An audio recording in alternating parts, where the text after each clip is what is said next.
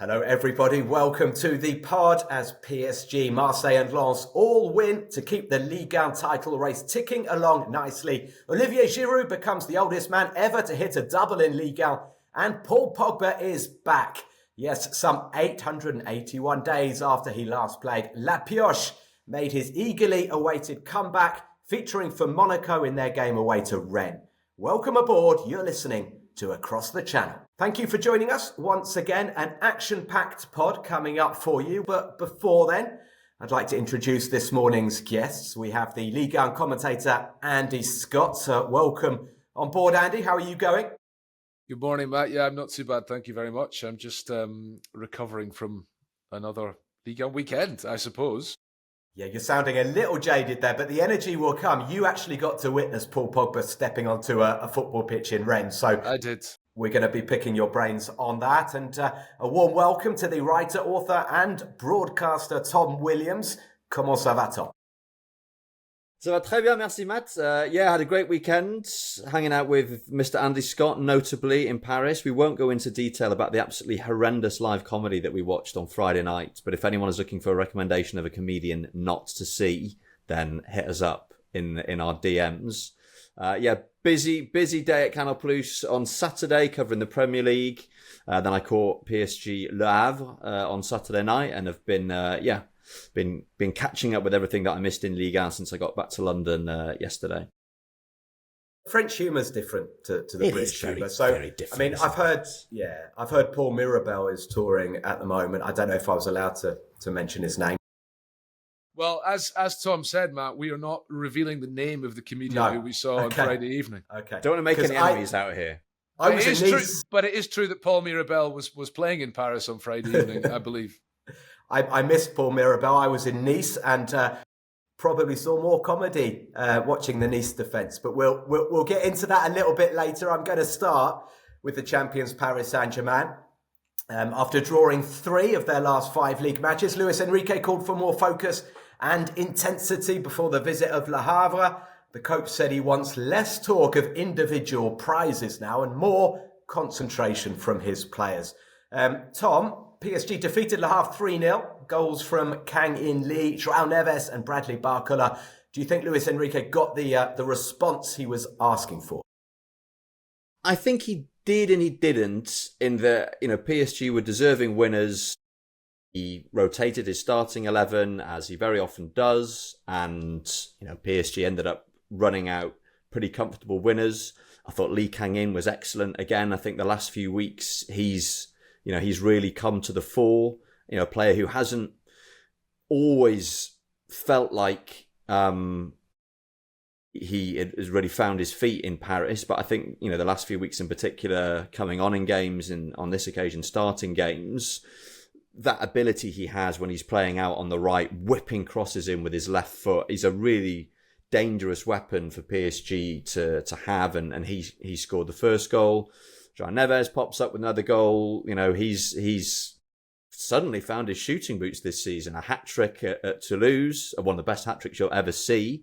Another hat-trick with Portugal against Armenia during the international break, and that was a pretty remarkable hat-trick as well. And then another goal here. Bradley Barcola comes off the bench and gets the third late on. But they gave up an awful lot of chances. And I think Lucas Beraldo in particular really struggled. There was one moment in the first half where Issa Soumaré, who started on the right side of the attack for Le Havre and had a really lively game, picks up the ball on the right, and Beraldo just comes sliding in to try and cut out a cross that never comes, because as soon as he goes to ground, Soumaré just cuts inside, and Le Havre just kept on getting in down that side, and Lucas Chevalier had to make a lot of really big saves, and there's been a lot of focus on him, of course, of late. Slightly up and down start to life at PSG as a successor to Gianluigi Donnarumma. There was, of course, notoriously Ligue-gate, as it has become known in France, where Lucas Chevalier apparently inadvertently liked a post by I think it was a far-right politician or something, and got a bit of stick about that. And he was excellent against Le Havre, and I think that'll do him good to get a clean sheet under his belt and some big saves as well. And he apologised that night. I think it's important to make it clear, he seems like a lovely guy, and everybody's entitled to their political views. But Lucas Chevalier, apparently inadvertently liked this tweet, I think it was, or an Instagram post from a far right politician, and later that night, posted on Instagram saying, "Yeah, it was an accident." It's happened to all of us. No, Andy, once I remember you liked one of my tweets. You probably didn't mean to do that, but Lucas Chevalier. I'm just looking at the marks from L'Equipe, 8 out of 10. So he obviously had a lot of work to do in the game. Yeah, and that would have done his confidence a lot of good, coming off the back of his France debut against Azerbaijan as well the previous weekend. So that's positive. And from a PSG standpoint, of course, this is the classic game for them now at home to lesser opposition, I suppose. If we have to be honest and say that Le Havre are very much not the kind of team of PSG are really measuring themselves against. It comes off the back of the international break. When you look at the starting lineup from that game, probably only 4 of the starting lineup you would say would be first choice starters of PSG: Chevalier, Nuno Mendes, Vitinha, and João Neves. The rest of them are guys who are kind of on the fringes of things if everybody's fit, because there are bigger games coming up. So this is just the kind of game. Again,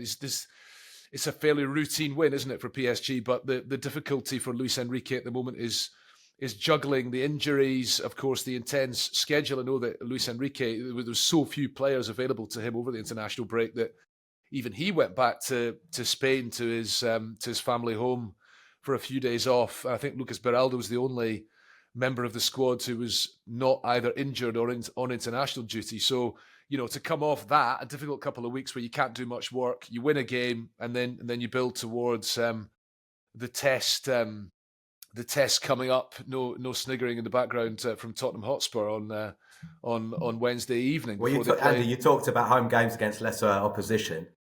Le Havre, a good warm up for Spurs. Sorry, tongue in cheek. Listen. Any Spurs fans who are listening, I do not have any skin in this game. It was just for you, Matt. But yeah, Spurs on Wednesday, Monaco next Saturday. We'll get to Monaco later, but of course, on paper, playing Monaco away is one of the tougher fixtures for PSG in the season. So yeah, you come through that game, Chevalier gets a clean sheet, routine win, you move on to the next one. Yeah, but Chevalier clean sheet, but Beraldo and Zabarnyi again. Zabarnyi maybe not as sort of commanding as Luis Enrique would hope at the back, and he has been a bit shaky. In all seriousness, Tom, I know that Spurs were quite soundly beaten on Sunday by Arsenal, but they've got a big squad, they've got quality players. The English are doing very well in the Champions League this season. It is a test on Wednesday night for PSG, who were beaten by Bayern Munich in their last game, and it's important they come through this test. Yeah, it is, because I think that Bayern Munich game suggested that their crown of Europe's outstanding team is already being challenged, despite the fact that here we are in the autumn and in the foothills of a new Champions League campaign. They were deservedly beaten by Bayern, having previously looked exceptional in the Champions League. I think PSG have generally saved their best performances for European competition this season, winning away at Barcelona with what basically amounted to their second or even third choice attack, putting 7 goals past Bayer Leverkusen, the 4-0 against Atalanta, which I think is probably still their most impressive performance of the season, certainly the most impressive first half. And then suddenly against Bayern Munich, they were found wanting. So I think it is important for them to produce a convincing performance, get a win.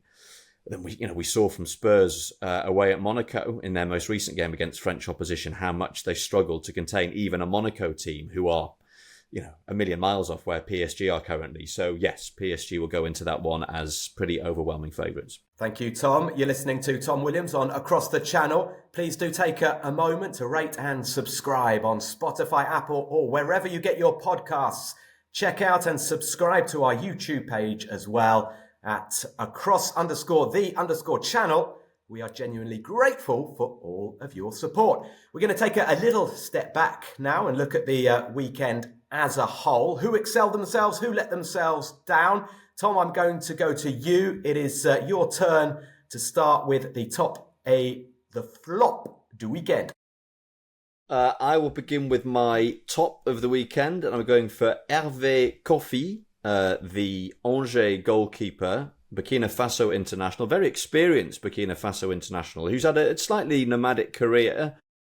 unexpectedly got a chance at Lens midway through last season after they sold Brice Samba to Rennes, and he did reasonably well. Very explosive shot stopper, plays with his shirt untucked.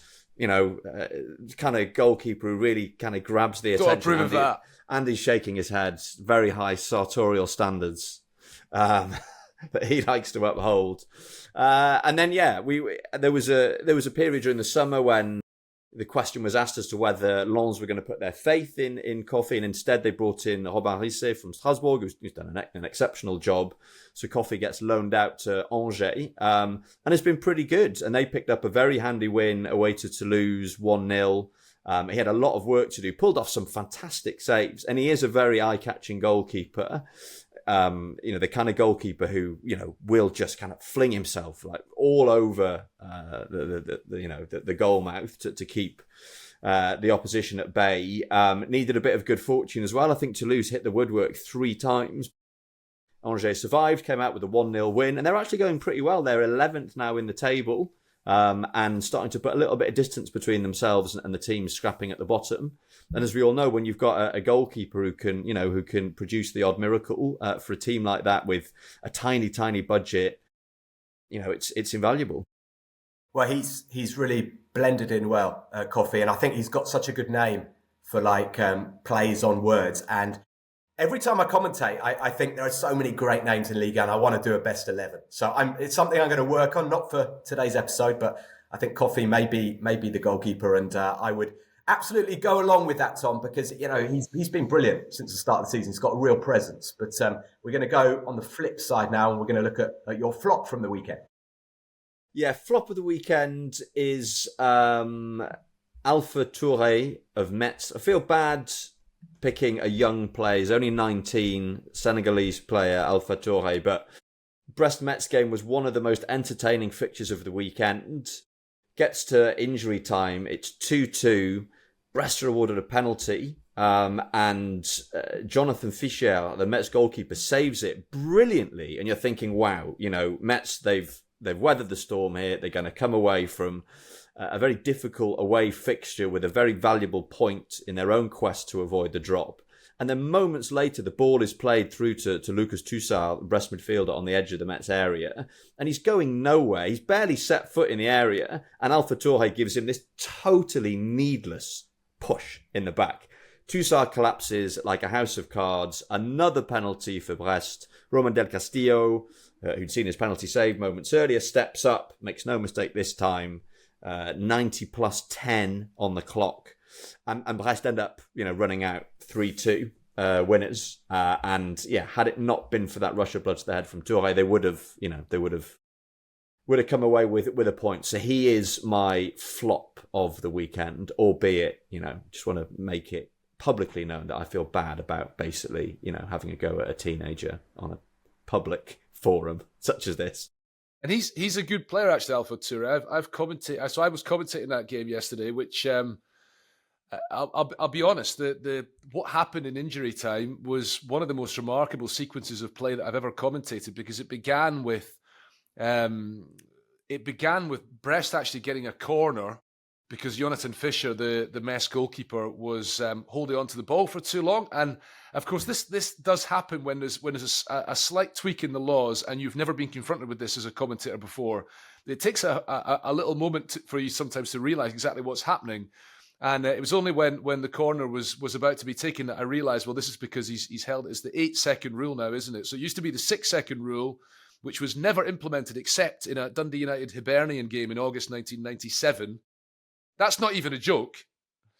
But now it's and obviously it was against United and Hibs scored. But in now they've changed it to the 8-second rule, and rather than an indirect free kick being given, a corner kick is given to the opposition when the goalkeeper holds onto the ball for too long. And it was from that corner that Brest got the first penalty for a handball. Fischer makes that save, and then the second one comes. What's funny about the second one as well is it's such a needless push. The referee, who'd spent a long time looking at the images of the handball, which led to the first penalty being given, when he came across the monitor for the second one, for the push by Touré on Toussaint, he just looked at it once, and that was it. He didn't need to look at it again. It was so obvious. And so my top for the weekend is Roman Del Castillo, because This is a guy who is a very trusted penalty and set-piece taker. He did have a terrible penalty miss in the Brest PSG game a few weeks ago, if you remember. I think he slipped as he was taking it and skied it over the bar. And then he has that penalty yesterday, which is saved, but he has the balls to step up and take another one a few moments later. You're sort of thinking, is he going to go the same way? Is he going to go the other way? What's the goalkeeper going to do? And in the end, of course, Del Castillo goes the other way. So does the goalkeeper, but Del Castillo scores it to win it at the death. And the context of that is also very important because Brest hadn't won in 6. That's the longest run without a win since Eric Roy came in nearly 3 years ago. If they hadn't won that game, they're facing up to some very difficult fixtures coming up. So they really needed the win. And of course, Metz had been on a run of 3 straight wins, and that brings that sequence to an end. So actually a tremendous finish to the game. And if you want me to go on immediately to my flop, I will do that, and I will immediately switch to another match from the weekend, which was the Auxerre-Lyon game yesterday in Burgundy. I remember doing this podcast with you guys at the end of September. Lyon had just beaten Lille 1-0 away. We were talking about what are their chances of keeping this going, and I was pretty down about it. I think, Matt, you were not calling me out for that, but you were maybe surprised I wasn't a bit more positive about them because it had, I think it was 5 wins in the first 6.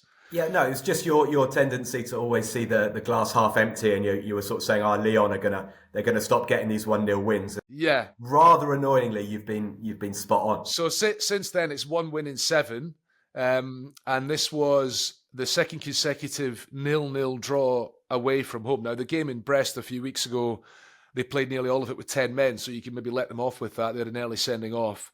But this game yesterday, I think, highlights the problems they have. And so my flop, maybe it's unfair on him, but Martin Satriano, who's come in as effectively the guy who's now got to lead the line because Lyon sold all of their strikers. And he's not scored in 7 Ligue 1 appearances.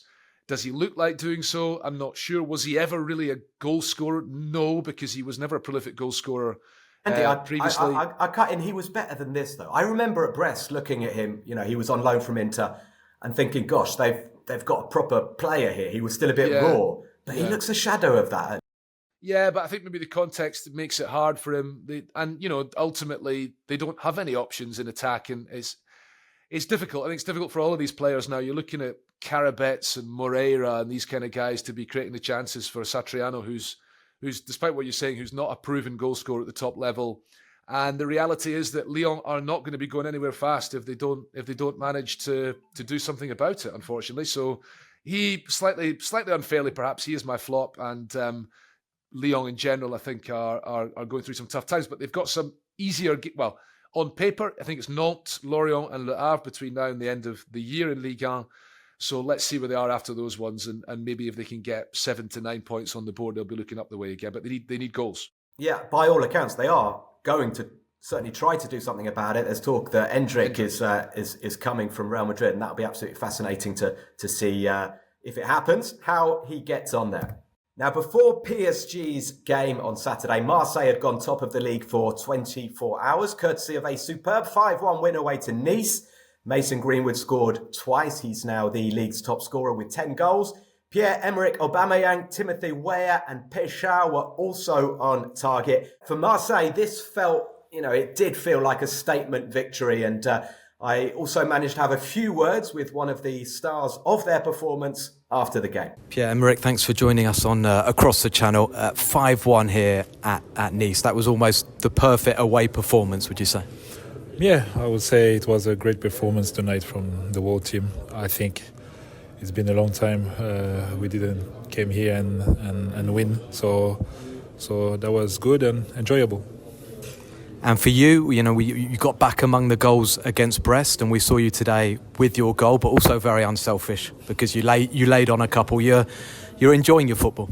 Yeah, exactly. I think it's perfect timing to enjoy the football. Being here in Marseille, it's something crazy for me, so I'm really happy, and I know that I have to show the way for the guys, and I think this is the way, the perfect way to show it. And yeah, I think the most important is to enjoy and play for the team. That's it. And when Mason Greenwood is on this kind of form, I mean, it's hard to stop him, isn't it? Definitely, yes. I'm so happy to to being an attacker and not a defender, because against him it's crazy. And this guy is fantastic, and very happy when he's playing like this, because he is helping a lot the team. Can you push PSG all the way, do you think, this season? I knew the question is coming. No, I think we have to focus on us. That's the first point. But definitely every week we will be happy if we can say, okay, if we win tonight, we are first. So till the end, hopefully it's going to be like this. Last question. On Tuesday night, the atmosphere is going to be incredible against Newcastle. You guys, you need 3 points, don't you? Yeah, definitely, yes. I think Champions League is not done yet. We can do some great stuff. And I think we play in the Velodrome. So yeah, I think we can have chances and beat them. Well, Tom and Andy, I've got to say, I had some doubts about Aubameyang returning to the Velodrome in the summer for a second stint with Marseille. But, I mean, he's doing it again, isn't he? He scored 30 goals for Marseille in 23-24. He then had that season in Saudi Arabia. He's back now at the age of 36 and already 6 goals and 8 assists this season. Tom, he deserves a lot of respect, doesn't he? Yeah, he does. He's been brilliant. I think it's helped him that he's playing alongside someone like Mason Greenwood, who shoulders most of the burden when it comes to goal scoring, because that last season that Aubameyang had at Marseille was incredible. I don't think anyone saw him scoring, those kind of numbers of goals at his age, and yet he did. Inevitably, he came back in the summer, huge fanfare, huge expectation. And it was always going to be difficult for him to hit those same heights again. So the fact that Greenwood is now Marseille's sort of principal attacking weapon, I think that takes a bit of the pressure off Aubameyang. He's perhaps playing slightly more than we might have expected, given that Amine Gouiri is injured at the moment, so he's having to lead the line a lot. But I think what we're seeing is what a well-rounded footballer he's becoming. Obviously he got the opener against Nice. But was heavily involved in the build-up play, and there was that very interesting contrast between the opportunity that Igor Paixão had in the first half when he was running through on goal down the inside right channel, should have squared it to Aubameyang, didn't, shot, and it was saved. And you saw Aubameyang in the middle, who was like, come on, I was here. And then an almost identical situation, but reversed in the second half. Aubameyang this time running in down the inside left channel, and went out of his way to tee up Paixão. And I think that speaks to Aubameyang's off-pitch role, because he is now one of the senior figures in that Marseille changing room. I mean, he obviously was the last season he was there, but even more so now. And you see the role that he has as sort of the big brother, the guide. He's been a massive factor in Marseille's excellent recent form. Now, Andy, it's great to have somebody like that who has done it in the past. He's got great experience at some huge football clubs, and he doesn't panic. Tom mentioned the goal where he just rolled it across for Paixão. I mean, that was coolness personified, wasn't it? He's going to start probably on Tuesday night. Tough at the age of 36 to start another game against a strong team, Newcastle, but he's so important, isn't he?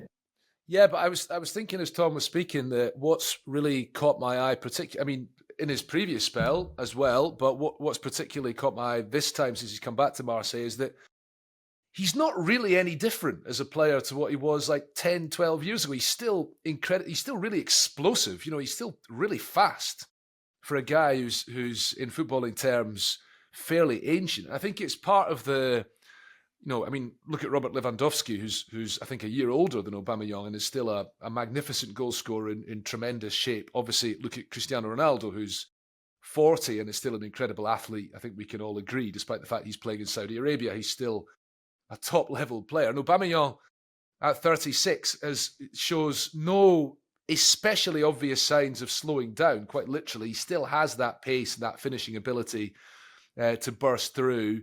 Now, whether he can do it on such a regular basis is a different question. I think the Newcastle game is really tough for Marseille, because I think Newcastle, you said before, you touched on how the English teams are doing well in the Champions League this season. Newcastle, I think, are a pretty formidable side. Certainly okay, maybe in the Premier League they might not be top four material, but on the European stage they look like a formidable team for the vast majority of opponents, and I think that's a big ask for Marseille to get a win in that game. But to be honest, they need a result because they've lost 3 out of 4 games so far, and this could be really pivotal.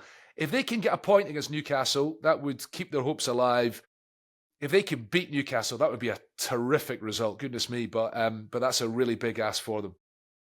Yeah, I saw an interview with Didier Drogba in Ligue this morning talking about that game 21 years ago, making me feel old again. But one of the best games I've been at in France, that was the semi-final of the UEFA Cup when Marseille beat Newcastle 2-1, and the atmosphere was unbelievable. It will be very special again on Tuesday, and there's a lot of excitement in Marseille, and so far so good this season in the league. It's half time, plenty of stoppage time at the end of that first half. It's been longer than usual, but the half time whistle is about to blow.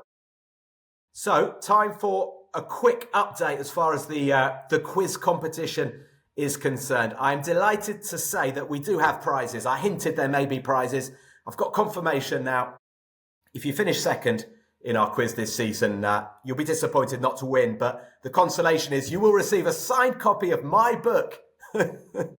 Sacre Bleu. Yes, I will be sending you a signed copy of my book on French football. If you win the quiz title, you will receive the first prize, which is a signed copy of Tom's book, Va Voom, which is a fantastic book about the history of French football, really, but some incredible stories, so many interviews in there.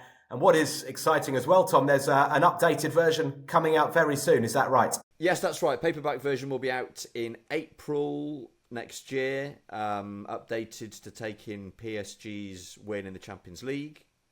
So yes, it will be quite literally hot off the press. But 2 excellent prizes, if I may be so bold.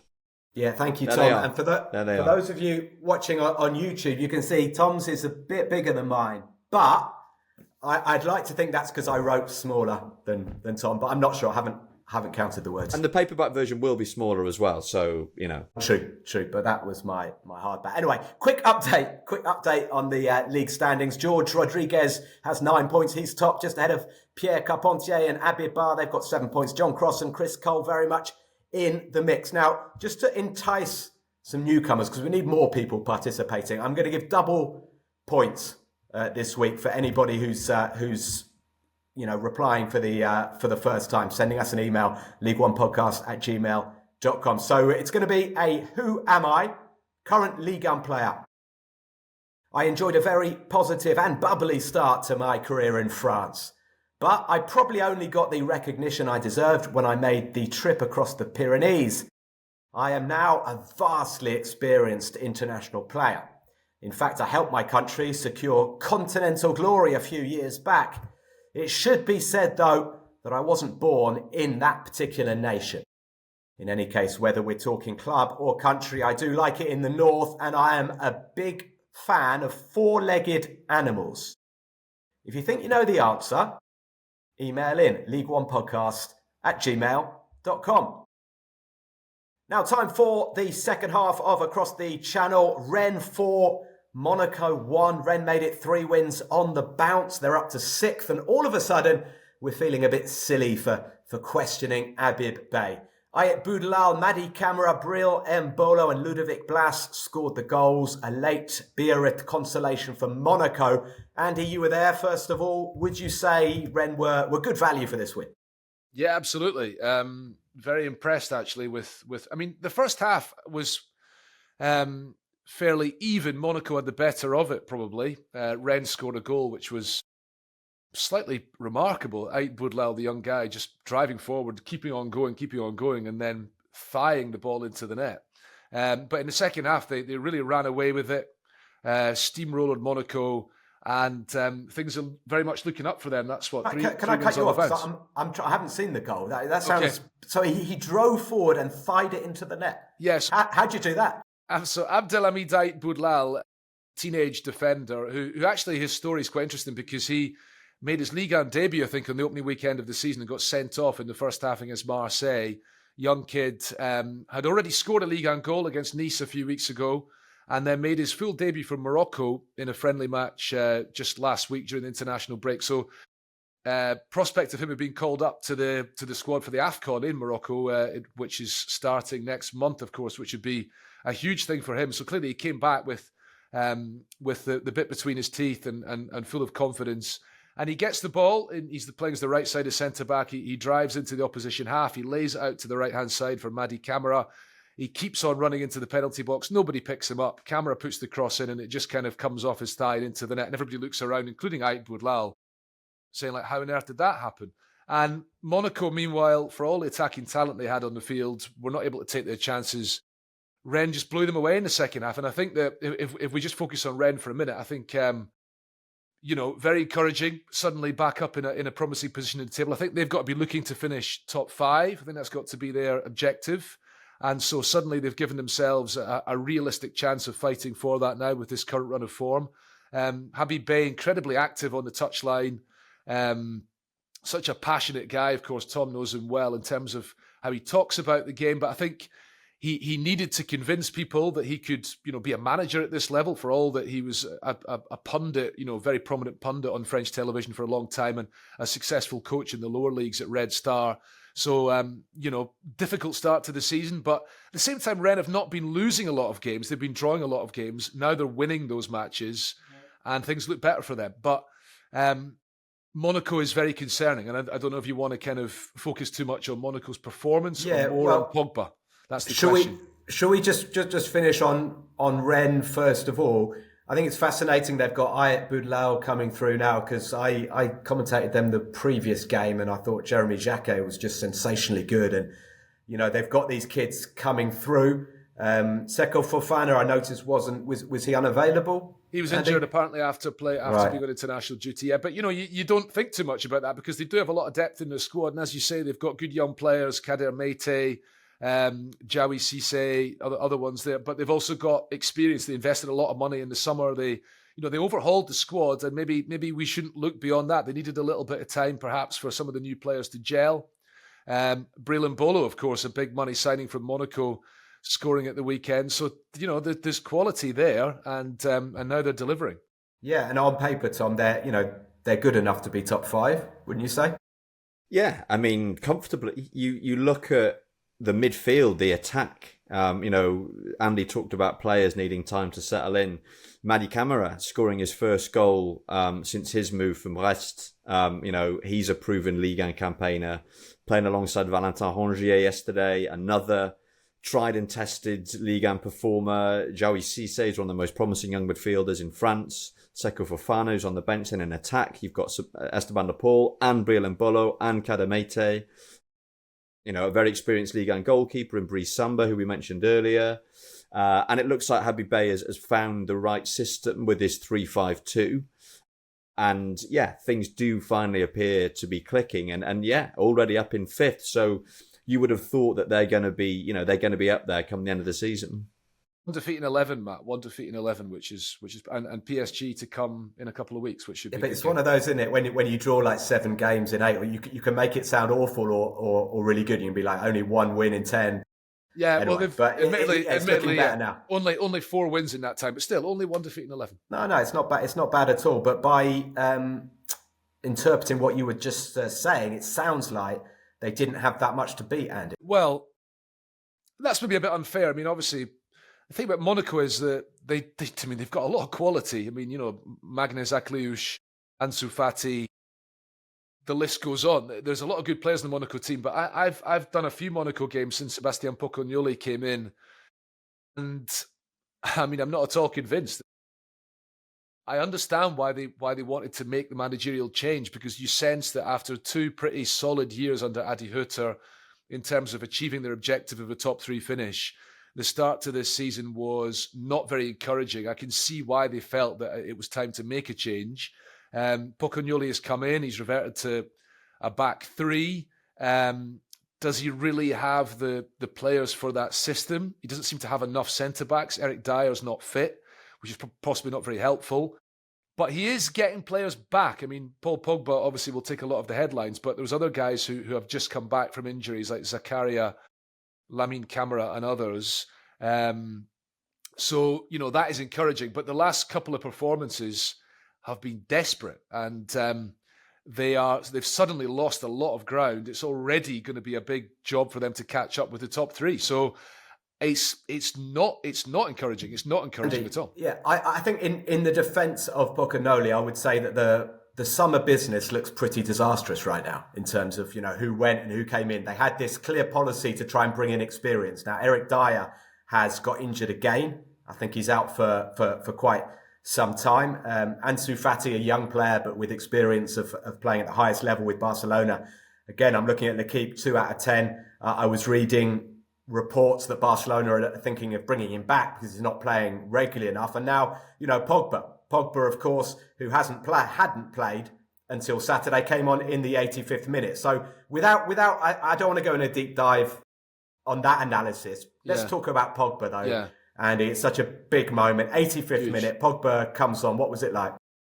Yeah, brilliant. I mean, he was given such a great reception by the Rennes fans when he came on, and at the end, it was really fantastic. I mean, I think possibly the caveat might be that Rennes were winning so comfortably that their fans, were able to also enjoy the moment of seeing Pogba come on. But the context is, of course, that Paul Pogba, at 32, nearly 100 caps for France, and possibly the best player when they won the World Cup in 2018. I know Mbappe stole the show for so many reasons, but Pogba was brilliant in that campaign. So here he is making his debut in a competitive game in Ligue 1 in France, the first time ever at the age of 32.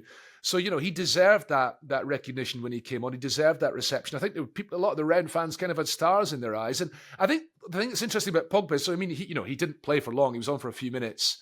Monaco won 1-0 in the time he was on the field, if you want to put that slant on it. But he looked handy. And I was just wondering that maybe the 18-month absence for the doping ban might turn out to be a good thing for him because he was struggling so badly with injuries and he kept trying to come back and it wasn't happening. If you look back over the last 4 years of his career, far less the last 18 months to 2 years, he'd hardly kicked a ball at all. And you wonder if the doping ban had never happened, and if the problems in his private life hadn't happened, the terrible, bizarre goings on with this extortion attempt, which led to his brother Matthias being sent to jail, along with another bunch of childhood friends of Pogba's. That if none of that had happened, he would have been trying to get back to the top level, and maybe just never quite getting there. But he's had this enforced time away. He's had to completely remove himself from top level football, completely remake himself, and maybe, just maybe, this will enable him to prolong his career in a way that might not have been possible otherwise. That doesn't mean that he's going to be... I mean, he made this move hoping he might make the France World Cup squad. That still seems a distant prospect. Hopefully for him, he is able to remain a play at the top level for another 2 or 3 years yet and deliver. And certainly he's still got the touch. He is a magnificent footballer. We all remember what Pogba can do. And I think, given his injury problems, the decision to choose Monaco as his next destination was very significant because, okay, this is a club with a lot of injury problems currently, but an incredible setup. The Performance Centre at La Turbie, one of the best training facilities in all of Europe, one of the most spectacular settings for a training centre in the world. The training pitch is carved into the side of a quarry looking out over the Mediterranean. A very peaceful part of the world, very quiet. He's absolutely been through the ringer. The doping ban, the injuries, as Andy said, the extortion case, his most intimate relationships with family members plastered all over the papers and the TV stations. And what he's got at Monaco is peace and quiet, perfect kind of facilities, and I think that played a big role in his decision to go to Monaco. And I think it was very touching seeing the reception that he got. Would the Hen fans have been as generous had they not been needing funding at that point? As Andy says, perhaps not. But it shows the esteem that he is held in. He is one of the most popular sports people in France and has been ever since the 2018 World Cup. And I think there's a huge amount of excitement just around France at the thought of him now being a Ligue 1 footballer, and going to all these places for the first time in his professional career and bringing his charisma and his star power and his fantastic football ability with him. Yeah, it's massive, isn't it? It's massive for Ligue 1. You realise as well that all around the world, he's got this following, and I saw on social media, I think within a few minutes of him posting the news about his return, we had Rio Ferdinand and David De Gea, who were all kind of like cheering him on, and that was, that was great to see. And I know there's a lot of hate on social media. As soon as you write something about Pogba, people will be like, "Oh, cheat, this, that, and the other." But I think you have to be very thick-skinned not to feel touched by this footballer's sort of journey and what he's been through, and to see him on the pitch again. Personally, I think it's fantastic, and fingers crossed he can stay fit and keep going. Just in case you haven't done it yet, please do rate us, review us, subscribe on your podcast platform. I know it's really annoying that we keep on asking you, but honestly, it's the way of the world today, and it's the only way this pod is going to keep on flourishing, and the way that our algorithm will remain as healthy as a Marseille title challenge. We're not quite going to be able to do Lens 1, Strasbourg 0 justice. It was a really big game in the north on Saturday. It was third against fourth, and Lens continued their fantastic home form, 6 wins in a row now at Bollard after this 1-0 triumph. Pierre Ismailou Ganiou with the only goal, the young defender scoring on 69 minutes. And Andy, a really significant result this, because Lens keep in touch at the top. They're level with Marseille. They're 2 points behind PSG. But also, they've opened up a 6-point gap on Strasbourg. Yeah, that is significant, actually. Strasbourg's results have not been brilliant recently, but I think that Lens are probably, is it fair to say they're the surprise package of the season? I think it is, isn't it? Because when you think where they were last season, it was kind of a year of transition, which didn't really work. The squad has been objectively weakened over the last couple of years. They've lost so many good players, and yet they have made some interesting signings, and the arrival of Pierre Sage has been fantastic for them. And I also think with Lens, as you say, they're now sitting in third place with that cushion over the clubs below them, which really sets them up for a crack at certainly European qualification of some sort. I think their fans would settle for a top 6 finish. They would be very pleased with that, even from their current standing point. But I think one of the things that's interesting about Lens is that, we talk so much in football these days about there's too many games, teams don't have enough time to work on the training ground. Look at PSG, the so little time off they had in the summer, now the injuries and all the rest of it. But what's interesting about Lens is that Pierre Sage was appointed at the beginning of June. The squad reported for pre-season training, I think, round about the 20th, 25th of June. So they'd had a full 5 or 6 weeks off after the end of the Ligue season. Enough time for the players to cut off from the game, to regenerate, come back again. And then they had about 8 weeks to work with Pierre Sage to go through pre-season. They didn't go on any big tours anywhere. They were largely at the training ground. They had a couple of games in England. And otherwise, they were just working with the new coach. Clearly, Pierre Sage, getting across his ideas, how he wants to play. They had all that time to build up into the new season. And I think they benefited from that. And now, of course, as well, in contrast to a number of the clubs around them in the table, they're not involved in Europe in midweek. So Pierre Sage is clearly sort of stamping his authority and his ideas on the team, and it is working really well. And we're seeing what a fantastic coach he is, which we suspected he was with the job he did at Lyon, which was cut short, perhaps prematurely. And the signs for them are really, really, really encouraging, especially because they have that tremendous support behind them at home. And suddenly, Bollard, which was not a fortress last season, having been so previously, now is an incredibly difficult place for opposition teams to go again. So really, really encouraging for them. And Tom, it's good for French football, isn't it? Andy touching on Bollard, it's an incredible atmosphere, and I think we could probably say the same for Strasbourg as well, who remain very much up there in the mix for European qualification. But there is something special about Les Saint-Yor and that incredible stadium, the colours and the atmosphere. Yeah, it's a fantastic football club. It's a proper stadium, a proper football community. I think they've sold out their last 74 home matches in succession or something, which shows you how much how much passion there is for football in that part of the world. And yeah, I can only echo what Andy said. Pierre Sage is doing a monumental job. The amount of key players they've lost over the last 6-12 months. Basically the entire defence ripped apart during the January transfer window. They've addressed some of those issues over the summer, signed really intelligently, bringing in people like Florian Thauvin and Odson Edouard, and they're looking really good. Good to see Strasbourg up there as well. I think the issue that they've had in recent months has been every time the level has gone up, they've been found wanting. Losing at Monaco, losing against OM, away to Lyon. They shipped 4 goals at Rennes recently, but they're still 5th in the table, so they're well placed. I think they will be in the mix until the end of the season. But yeah, perhaps signs that when the level goes up a little bit, as you perhaps might expect with a very young group of players, that they struggle to raise their game. Thank you, Tom. Well, if we look ahead to next weekend, obviously some big European games before then, but round 14, the games involving the top 3, we've got Monaco versus PSG, which is certainly interesting. Marseille at home against Toulouse, and Lens, they travel to Angers, which, on paper, they'll feel they can win, but Angers doing really well. They won 1-0 away to Toulouse at the weekend. So we'll have to see how that pans out. Tom Williams, thanks a lot. Is there anything, just before we go, anything you'd like to promote that you're doing at the moment?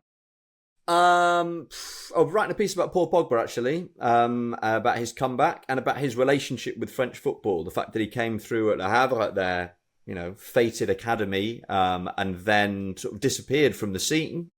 And as a consequence, French football fans got to know him from a distance, in a way. Watched him at Juventus, watched him at Manchester United, and then, of course, the 2018 World Cup that really earned him a place in French fans' hearts, and a little bit of background on how he's been settling in at Monaco. So that'll be out at some point this week, I think.